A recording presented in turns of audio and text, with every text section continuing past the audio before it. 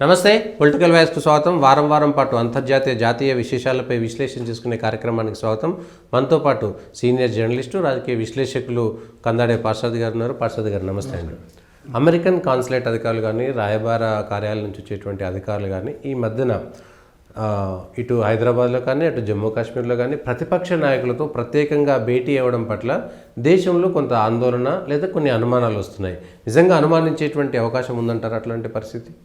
అనుమానించడానికి ఒక ప్రధానమైన భూమిక ఉంది. గత 2-3 ఏళ్లుగా జరుగుతున్న కొన్ని సంఘటనలు, అంటే ముఖ్యంగా బైడెన్ అధికారంలోకి వచ్చిన తర్వాత యుక్రెయిన్ యుద్ధం ప్రారంభమైన తర్వాత ఆ యుక్రెయిన్ యుద్ధానికి పూర్తిగా మనం మద్దతు ఇవ్వలేదు అన్న అసంతృప్తి అమెరికన్ రాజకీయ వర్గాల్లో బలంగా ఉంది.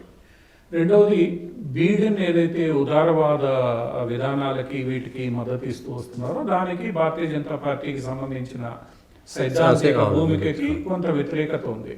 సో ఇవన్నీ కలగలిపి ఒక రకమైన అసంతృప్తి అమెరికన్ డిప్లొమాటిక్ ఏదైతే దౌత్యపరమైన విభాగం ఉందో దాంట్లో ఒక అసంతృప్తి ఉంది అనేది వాళ్ళు పలు సందర్భాల్లో వెళ్ళగక్కారు. అదే సందర్భంలో భారత్ చాలా గట్టిగా స్పష్టంగా మేము ఈ విధానానికి కట్టుబడి ఉండలేము, మా అవసరాలు మాకున్నాయని స్పష్టంగా చెప్పడం అది అమెరికాకి మింగుడు పడలేదు. ఎందుకంటే అమెరికా చెప్పింది వినడమే చాలా దేశాలు, లేదా ఒకానొక సందర్భంలో రష్యా చెప్పింది వినడమే తప్ప మధ్య మార్గంగా గట్టిగా సమాధానం ఇచ్చిన దేశాలు లేవు. అమెరికా చైనాకు వ్యతిరేకంగా భారత్ను కలుపుకోవాలనుకుంటుంది, కానీ ఎప్పుడైతే భారత్ స్వతంత్ర వైఖరి అవలంబించిందో అది అమెరికాకు కూడా పూర్తిగా మింగుడు పడడం లేదు. అమెరికా ఏం ఆశించింది? చైనాకి వ్యతిరేకంగా మనం దగ్గరికి తీసుకుంటే భారత్ మనతో ఉండిపోతుంది, రష్యాని మనం ఇబ్బంది పెట్టవచ్చు అనుకున్నది, కానీ అది కుదరలేదు. ఈ నేపథ్యంలో ఈ అమెరికా భారత్ మధ్య కొంత అసంతృప్తి, కొంత ఇబ్బందికరమైన వాతావరణం ఉన్న సమయంలో బంగ్లాదేశ్లో ఏదైతే జరిగిందో, బంగ్లాదేశ్లో జరిగిన కుట్ర ఏదైతే ఉందో, కుట్ర కానీ లేదా ఆందోళన కానీ దాని వెనకాల అమెరికా ప్రభుత్వం ఉందని అమెరికన్ దౌత్యవేత్తల పేర్లు కొన్ని వచ్చాయి. దాంతోపాటు CIA, ISI కలిపి జమాతే ఇస్లాంని ఉపయోగించుకొని షేక్ హసీనాను పక్కన పెట్టాయి అనేది. షేక్ హసీనాను పక్కన పెట్టడానికి కారణం షేక్ హసీనా సెయింట్ మార్టిన్ ద్వీపాన్ని అమెరికా అడిగిందని అని ఆమె స్వయంగా చెప్పింది. అది నేను అంగీకరించలేదు, దానివల్ల ఇక్కడ కొన్ని ఇబ్బందులు వచ్చే అవకాశం ఉందని చెప్పానని, అందుకే అంగీకరించలేదని ఆమె స్వయంగా చెప్పిన తర్వాత అమెరికాకు సెయింట్ మార్టిన్ ద్వీపం ఎందుకు? ఒకటి, చైనాని ఇబ్బంది పడడానికి, రెండవది మాట వినని భారత్ను కూడా కొంత కంట్రోల్ చేయడానికి అన్నది ఈరోజు ప్రపంచంలో ఈ అంతర్జాతీయ వ్యవహారాలు ఎవరైతే విశ్లేషిస్తున్నారో వాళ్ళందరూ భావిస్తున్న విషయం. ఈ నేపథ్యంలో ఈ అమెరికన్ దౌత్యవేత్తలు మన భారతదేశంలోని నాయకుల్ని కలుస్తున్నారు. సహజంగా ప్రతి దేశానికి సంబంధించిన దౌత్యవేత్తలు ఎవరైతే ఉంటారో, ఆ దౌత్య రాయబార కార్యాలయ అధికారులు ఎవరైతే ఉంటారో వాళ్ళు వాళ్ళ పరిధిలో ఉన్న రాజకీయ నాయకులతో సంబంధాలు పెట్టుకుంటారు, మాట్లాడే ప్రయత్నం చేస్తుంటారు. ఇదేమి కొత్త కాదు, భారతదేశానికి తెలిసే జరుగుతుంది. కానీ వీళ్ళు ఎంపిక చేసుకుంటున్న వ్యక్తులు ఎవరు, ఆ ఎంపిక చేసుకుంటున్న వ్యక్తుల్ని వీళ్ళు కలిసిన తర్వాత వాళ్ళు ఎలాంటి స్టేట్మెంట్స్ ఇస్తున్నారు అన్నది ఈరోజు కొంత ఈ మొత్తం గందరగోళానికి కారణం. ఉదాహరణకు వాళ్ళు అసదుద్దీన్ ఓవైసీని కలిశారు. అసదుద్దీన్ ఓవైసీని కలిసిన సందర్భంలో 2 విషయాలు అసదుద్దీన్ ఓవైసీతో చర్చించారనేది మనకి రకరకాల సూత్రాల ద్వారా తెలుస్తోంది.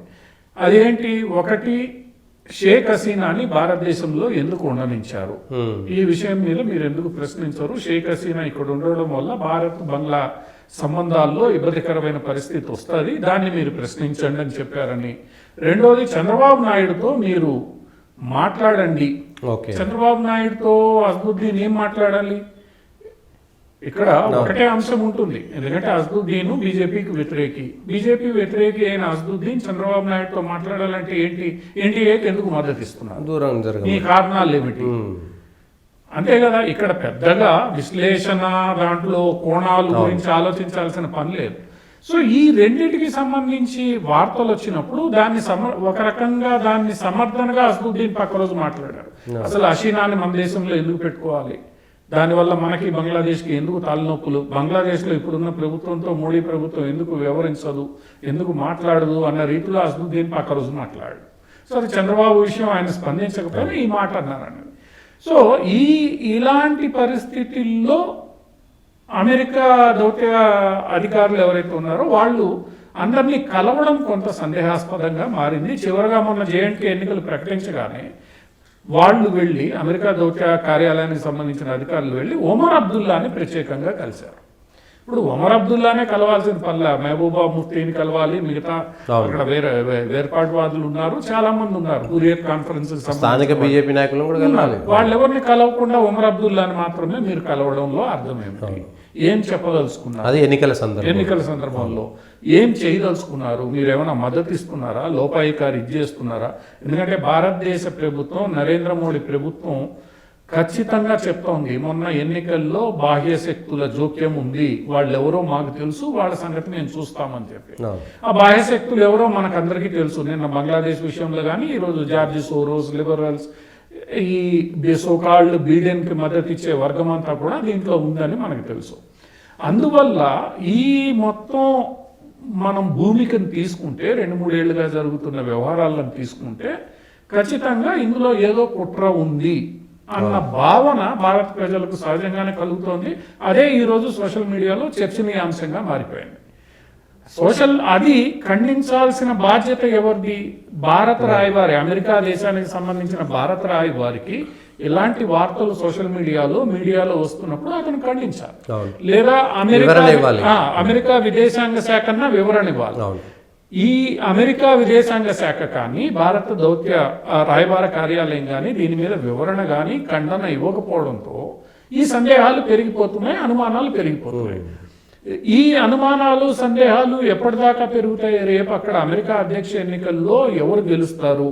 కమలా హారిస్ ఏదో మంచి చేస్తుందన్న నమ్మకం భారతదేశంలో ప్రస్తుతం ఒక వర్గానికి లేదు. అంటే భారతీయ జనతా పార్టీని సమర్థించే వారు ఎవరికి లేదు. అటువంటి పరిస్థితుల్లో రేపు అక్కడ అధ్యక్ష ఎన్నికల్లో ఎవరు గెలుస్తారనే దాని మీద ఆధారపడి ఈ అనుమానాలు నివృత్తి అవుతాయి. లేదా అమెరికానే స్వయంగా స్పందించి అనుమానాల్ని నివృత్తి చేయాలి. ఆ నివృత్తి చేసేంత వరకు ఈరోజు అమెరికా ఏమి చేసినా ఈ ప్రాంతంలో అది సందేహాస్పదంగానే చూస్తారు, దాని వెనక అనుమానాలని రేకెత్తిస్తారు. ఈవెన్ బంగ్లాదేశ్లో కూడా నిన్న మొన్నటి దాకా నిషేధించబడిన జమాతే ఇస్లాం మీద నిషేధం ఎత్తేస్తారు. అక్కడున్న బిఎన్పి నాయకులు వీళ్ళందరూ మేము ఎలా అయినా ఉంటాము, మాతో ఎందుకు భారత్ మాట్లాడదని వాళ్ళు అంటారు. ఎందుకు మాట్లాడాలి? ఈరోజు రకరకాల ఆర్టికల్స్ భారత్ జమాతే ఇస్లాంతో కూడా మాట్లాడడానికి గతంలోనూ ప్రయత్నం చేసింది, కుదరలేదు కదా. కుదరనప్పుడే దూరం పెట్టేశారు. అంటే అక్కడ జమాతే ఇస్లాం ఇలాంటి సంస్థలకు మద్దతు ఇచ్చినటువంటి అమెరికా ఇక్కడ అట్లాంటి ఏమైనా చేసే ప్రయత్నం చేస్తున్నా? చేయొచ్చు ఖచ్చితంగా. ఈరోజు కాశ్మీర్లో కూడా అమెరికా మద్దతుతోనే కదా పాకిస్తాన్ ఇవన్నీ చేసింది. అమెరికా మద్దతుతోనే జిహాద్ ఉద్యమం పాకిస్తాన్ చేస్తోంది. ఈరోజు అది భారతదేశం ఎప్పుడు మర్చిపోలే. అమెరికా ప్రోత్సాహంతోనే పాకిస్తాన్ ఇదంతా చేసింది. పాకిస్తాన్కి ఆయుధాలు ఇస్తున్నది అమెరికానే, పాకిస్తాన్కి డబ్బులు ఇస్తున్నది అమెరికానే. ఇవన్నీ జరుగుతున్న వేళ భారత్ ఎలా నమ్ముతుంది? నమ్మదు అంత సులభంగా.